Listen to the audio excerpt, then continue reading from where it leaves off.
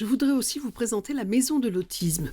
Pourquoi? Parce que d'abord, c'est quelque chose de tout à fait récent. La maison de l'autisme, c'était un projet, maintenant c'est une réalité, mais depuis pas si longtemps que ça, puisqu'elle a ouvert ses portes en avril 2023 à Aubervilliers, près de Paris. Donc elle est située au 10 rue Waldeck-Rochet, à Aubervilliers.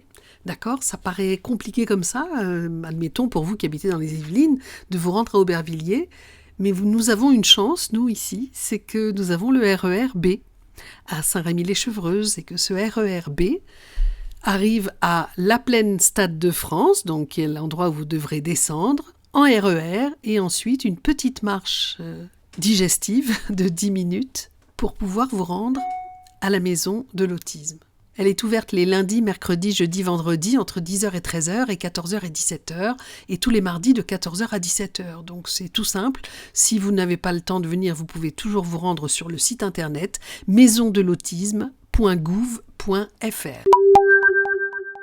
Alors à quoi sert une maison de l'autisme? Évidemment à donner des informations, là-dessus il n'y a pas de problème, éventuellement à vous accompagner, à vous proposer des formations, à s'adresser bien entendu aux personnes autistes, mais aussi à tous ceux qui les entourent, les aidants, les associations, les professionnels, les forces de l'ordre, les employeurs, les instituteurs.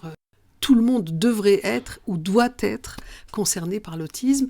Sur place, donc, il y a aussi une programmation culturelle et artistique, et puis il y a surtout un accueil particulier qui va faire que vous pouvez venir à la maison de l'autisme complètement rassurés, parce que ce sont des personnes qui sont vraiment formées à gérer des situations parfois qui peuvent être difficiles ou compliquées selon certaines réactions, des locaux qui sont évidemment accessibles. Au sein de la maison de l'autisme, vous allez pouvoir faire des rencontres, éventuellement vous faire aider par des professionnels. Il faut savoir que vous aurez la possibilité également d'échanger avec des personnes autistes qui ont décidé de s'investir, elles aussi, pour le développement de la meilleure compréhension de ce qu'est ce monde de l'autisme, cette différence qui nous oblige, à vivre mieux ensemble en essayant de nous connaître mieux. Pour vous aider aussi également, si vous avez des projets, c'est peut-être pas tout à fait simple de lancer un projet quand on est une personne autiste avec certains blocages, on va dire. Donc voilà, vous avez un projet professionnel ou un projet personnel. C'est aussi un lieu de culture, donc je ne sais pas, peut-être que vous êtes vous-même artiste, journaliste, écrivain, musicien, peintre, dessinateur, scientifique, que sais-je, et que vous avez envie de vous donner une visibilité supplémentaire, présenter vos œuvres, faire des expositions, des conférences, des dédicaces, des documentaires.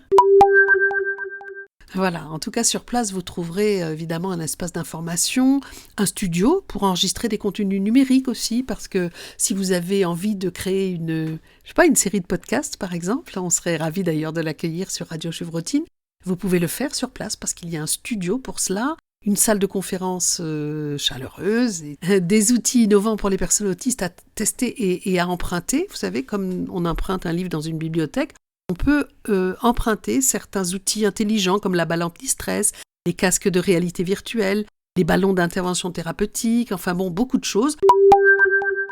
Ce que je trouve vraiment intéressant et intelligent, c'est qu'on peut se rendre, par exemple, quand on est parent, à la maison de l'autisme avec son enfant ou son adolescent.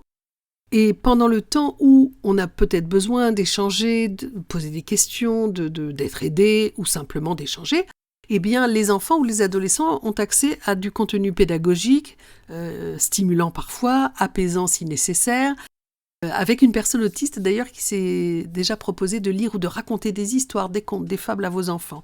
Donc il y a un mur d'escalade, je trouve ça super, en toute sécurité bien entendu. Et puis il y a des instruments de musique, très important les instruments de musique, un instrument qui est conçu et installé de telle sorte que l'enfant peut jouer sans risquer de se blesser, d'importuner les autres. Alors la maison de l'autisme est co-animée par différentes structures. Autisme Info Service, dont je vous ai déjà parlé, dont le numéro d'appel est le 800 71 40 40. Une équipe du Centre de ressources Autisme en Île-de-France et une équipe du Groupement national des centres de ressources autisme, qui sont les structures importantes en France autour du travail mené sur l'autisme. Alors l'histoire de la maison de l'autisme, elle est toute simple. Des études ont été menées auprès des personnes autistes, auprès de leurs familles. qui ont évidemment signifié un manque d'informations fiables à leur disposition, sans parler bien entendu des fausses informations qui circulent sur l'autisme, malgré tout le travail qui est fait. Alors je ne dis pas que la maison de l'autisme va tout régler, mais c'est en tout cas au moins un lieu ressource, c'est déjà pas mal. Même si maintenant, je ne sais pas, moi j'aurais une petite suggestion. Pourquoi ne pas envisager, comme ça se fait pour d'autres structures, comme la justice ou la jeunesse, des maisons de l'autisme départementales ou locales?